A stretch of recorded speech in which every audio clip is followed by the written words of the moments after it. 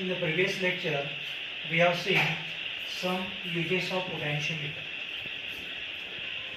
First use, we can compare EMF of two cells by using the potentiometer.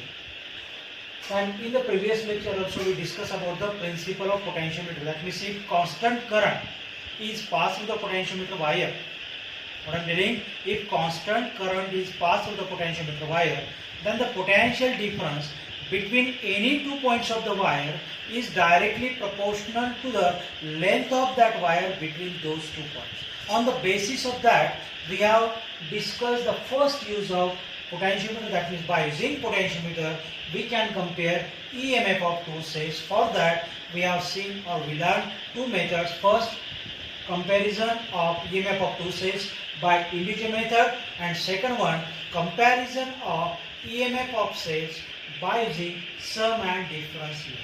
Now today we are going to see, or we are going to learn determination of internal resistance of cell by using potentiometer.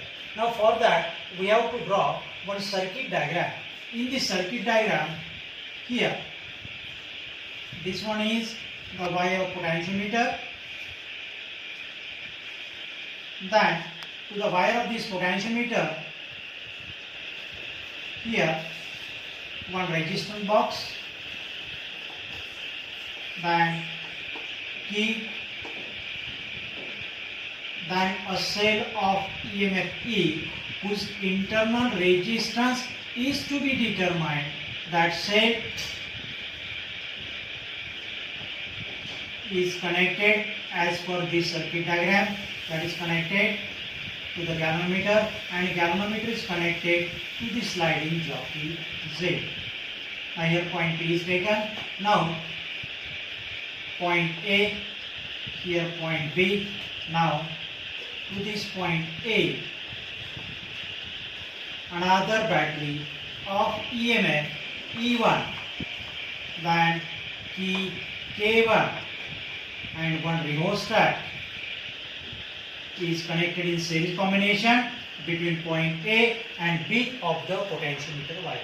Now see here, once again I will explain this. A cell of EMF E1, key K1, rheostat RH, these are connected in series combination between point A and B of potentiometer wire. Now a resistance box, a cell of EMF E whose internal resistance small r is to be determined, and key K2, they are connected in the secondary circuit to the galvanometer as per the circuit diagram, and galvanometer is connected to the sliding jockey. Now here this circuit is known as primary circuit and this one is known as secondary circuit. Now primary circuit is useful to pass constant current through the potentiometer wire. पोटॅन्शियोमीटरच्या वायरमधून constant current pass करण्याचं काम हे primary circuit करते, की ज्याच्यामध्ये अ cell of EMF E1, की K1 and rheostat, they are connected in series combination between point A and B of the potentiometer wire. Secondary circuit मध्ये resistance box, key K2, a cell of EMF E, की ज्याचा internal resistance R आहे, की जो आपल्याला determine करायचा आहे. Galvanometer and sliding jockey, they are all these are connected as per the circuit diagram. Now this one is the circuit diagram. Now how we can determine internal resistance of the cell, we'll see step by step. Now in the first part of this experiment, key K1 is kept closed and key K2 is kept open. What I am saying, in the first part, key K1 is kept closed and key K2 is kept open. Because of that, what will happen? This circuit sends a constant current that will flow through the potentiometer wire. Now, move the jockey or slide the jockey along the wire AB and try to find a point at which that galvanometer shows zero deflection or null deflection. Now, when galvanometer shows zero deflection, it means that length get balanced by the potential drop between these 2 points. Now in this case, it is also clear that since K2 is kept open, therefore or the galvanometer shows zero deflection, it means that current doesn't flow through the galvanometer, but that current flows through the cell of EMF E, and that's why by the principle of potentiometer, by the principle of potentiometer,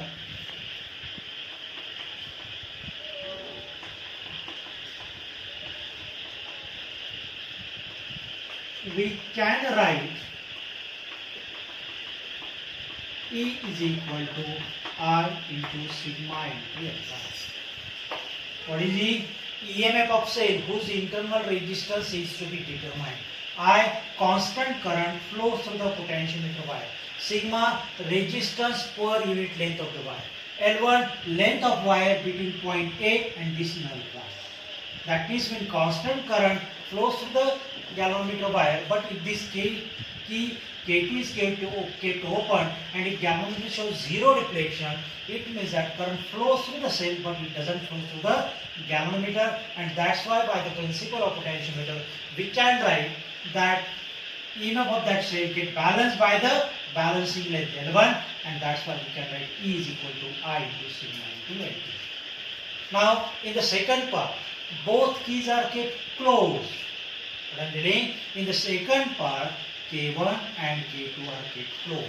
Now what will happen? No doubt this circuit used to pass constant current through the potentiometer wire, but here in the second part, when key K2 is also kept closed, then a standard value of resistance is taken out from the resistance box. That means we are introducing specific value of resistance in the circuit, and that's why here again we are moving that jockey along the wire AB, and we are trying to get a point at which that galvanometer shows zero deflection.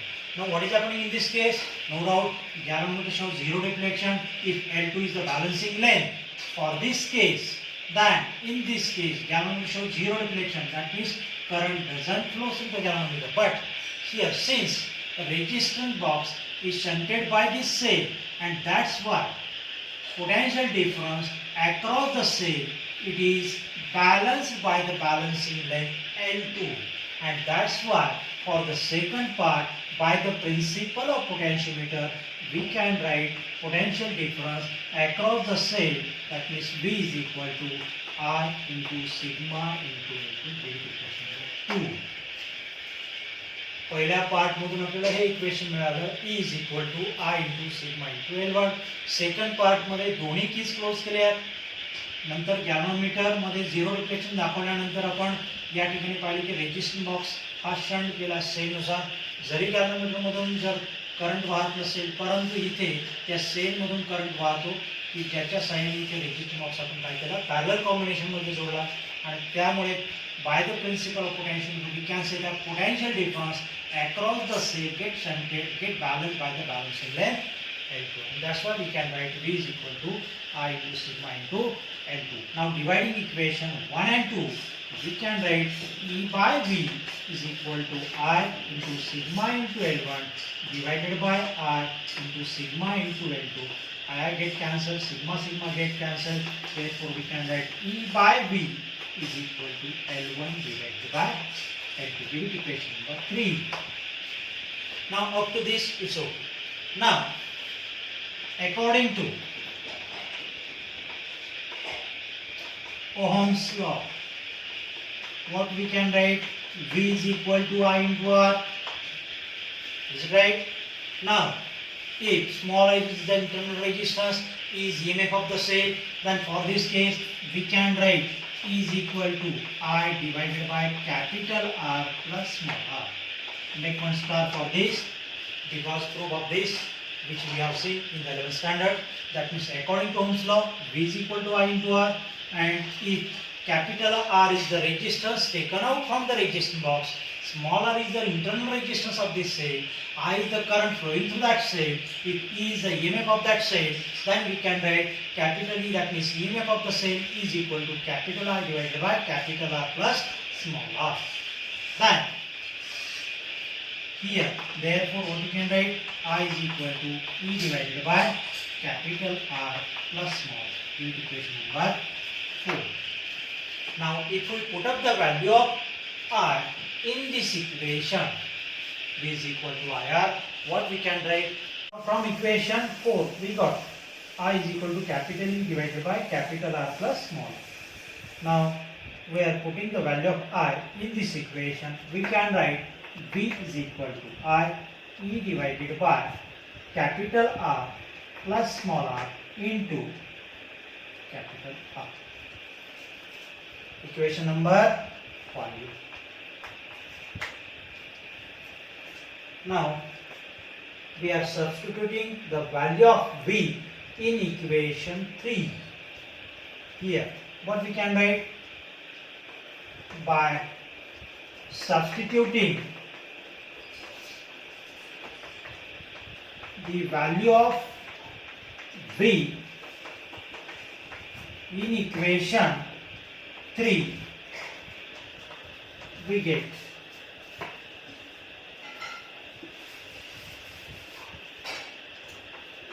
E divided by this V, E divided by capital R plus small r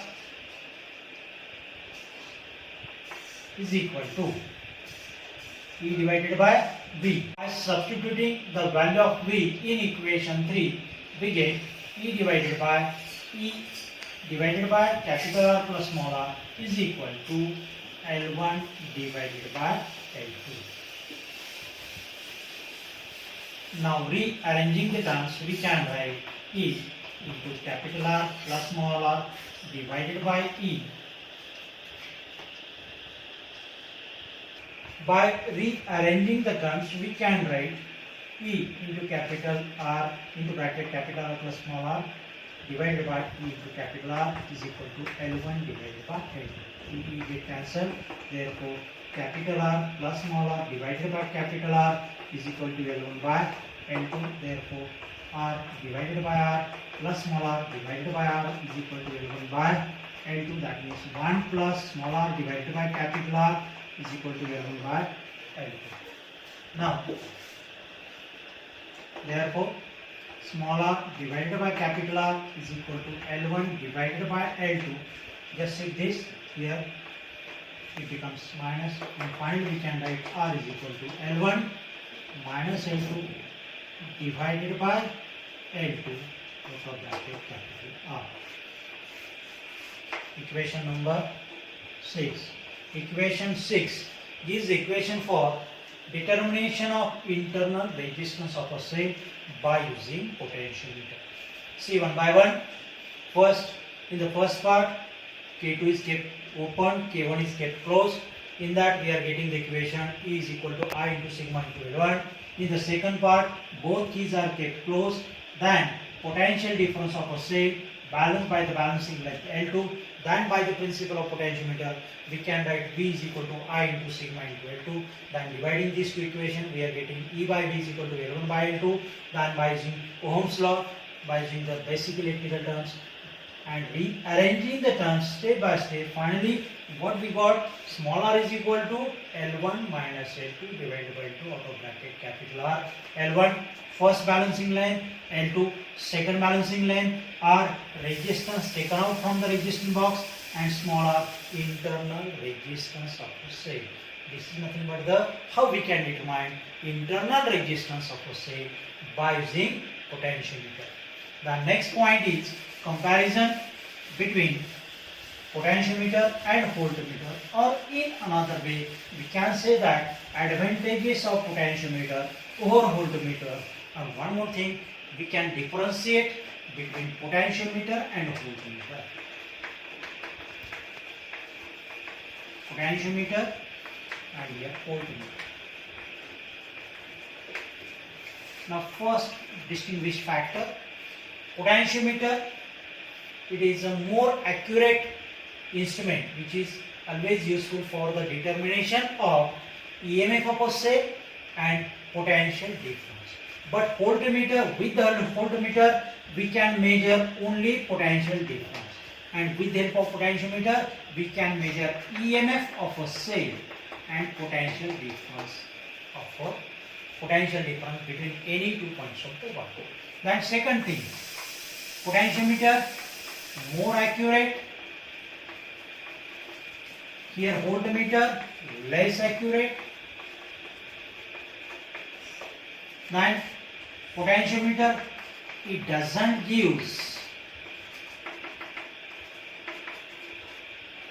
give the direct reading, but voltmeter it gives the direct reading.